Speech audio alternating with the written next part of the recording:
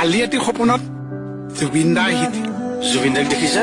বিদ্যা মোৰ লগত ঢেৰ সময় কথা পাতিছে, মানুহৰ কথা পাতিছে, মোক খবৰো লৈছে, গছৰ কথা পাতিছে, গান গাই শুনাইছে। তাৰপিছত জুবিন দাই মোক সুধিছে, তহঁতে বাৰু মোক পাহৰি গৈছ নেকি বাৰু? মই কৈছো আমি আপোনাক নাপাহৰিছো দাদা।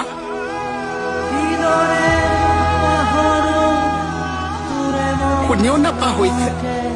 তাৰপিছত যে জুবিন দা যাবলৈ ওলাইছে, মই জুবিন দাৰ হাতখনত থাপ মাৰি ধৰিছো। মই কৈছো দাদা আপুনি নাযাব, আপুনি নাযাব দাদা। জুবিন দাই ধুনীয়াকে হাঁহি এটা মাৰি কৈছে, মাজে মাজে মই আহি থাকিম, তহঁতে বেছি চিন্তা কৰি নাথাকিবি। জুবিন দালে বহুত মনত পৰিছে অ কমত।